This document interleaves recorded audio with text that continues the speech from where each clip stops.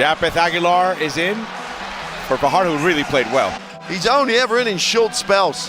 However well he does. Habang pinag-uusapan natin sa social media kung sino ang dapat sa Final 12 ng Gilas, may dalawang player na unti-unting nakakalimutang bigyan ng respeto. Sila yung dalawang haligi na nag-define ng huling great frontcourt ng Pilipinas. Sila yung dalawang pangalan na pwedeng mawala soon sa programa. Pag-uusapan natin ngayon sina Japeth Aguilar at Junmar Fajardo, ang dalawang big men na huling haligi ng Gilas 2.0 at naging foundation ng frontcourt natin sa loob ng higit sa isang dekada. Pag-uusapan din natin ang take natin tungkol sa hindi pag-include kay Juan Gomez Diliano sa Gilas at kung paano nakakaapekto ito sa future ng national team. Konting info lang guys, si Japeth ay ang veteran before the veterans. Team Pilipinas era pa lang, bago pa ang FIBA window system, bago pa ang Puso brand, nandyan na siya. Siya yung OG athletic big man ng bansa. Naka-line up na siya noong 2009 FIBA Asia Championship na hinandle ni Coach Yeng. Kung meron tayong bridge mula sa lumang Philippine basketball papunta sa modern international style, si Japeth yun. Halos kasabayan niya si Gabe Norwood. He's been with the team for the past 3 World Cups. Si Junmar naman, 2013 pa lang, automatic na sa Gilas pool. The center we never had before. Kung height, size at skill set ang pag-uusapan, siya lang ang Pinoy big man na kayang sumagot sa Asian Giants sa paint, parang resemblance ni Asi Taulaba. Pero mas may finesse, mas polished footwork at may perimeter touch na hindi mo nakikita sa karamihan ng traditional bigs natin. The first legitimate 6'10" dominant local big man, MVP sa maraming pagkakataon at lagi niyang pinapakita ang dominance niya sa PBA. Sa mga nagsasabing pang PBA lang si Junmar, mabagal daw, hindi pang international, liability sa depensa.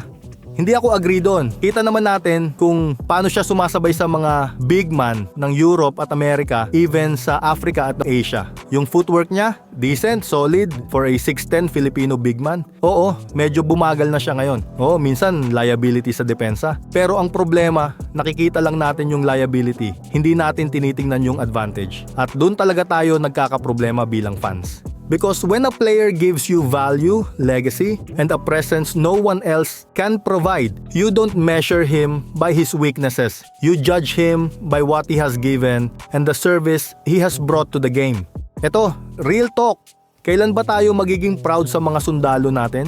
Hindi porket hindi na prime o hindi na kasing athletic tulad ng dati, ibabash na agad. Kailan tayo magiging grateful kasi kahit sa totoong buhay pwede mong i-apply yan. Hindi ito hate, pero isipin nyo to. Kung wala sina Junmar at Aguilar noong mga taon na binubuhat tayo sa FIBA Asia at sa World Cup, ano magiging itsura ng frontcourt natin? Tapos ang center mo, 6'5", 6'6", wing level height sa ibang bansa pero sa atin, center na. Aminin natin, isipin mo to example lang. Halimbawa sa World Cup, may Jokic o Scola. Kung wala tayong Junmar, sino ba ang naiisip nyo na pwedeng idepensa locally? Bukod kay Andre Blatch noon, sino? Sa PBA big men, si Jervy Cruz? Baka masabihan ka pa ni Coach Yeng ng Jimmy! Tama ka eh! Tao mo dapat!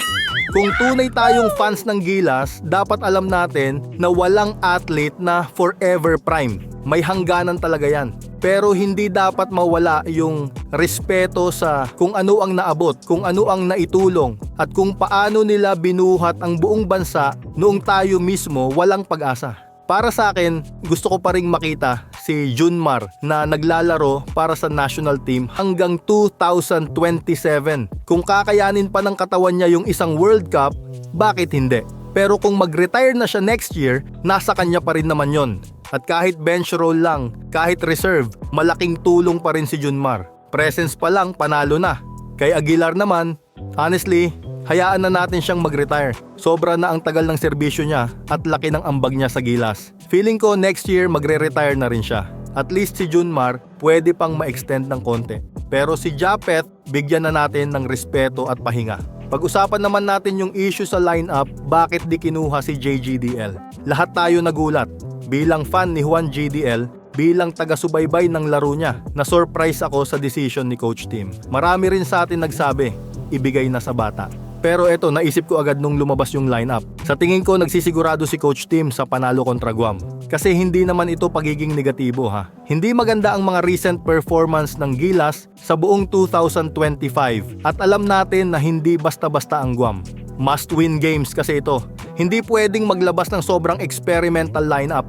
One mistake, one bad break on defense. Tapos ang next round. Hindi pwedeng mangyari yon. Coach Tim being Coach Tim. I mean that in a good way. If the goal is to win, he won't take unnecessary risks. So para sa akin, goods pa rin tong decision. Hindi man ito yung perfect lineup para sa lahat, pero ito yung safest lineup para makuha natin yung kailangan nating 2 wins. At tandaan, hindi pa tapos ang laban ni Juan.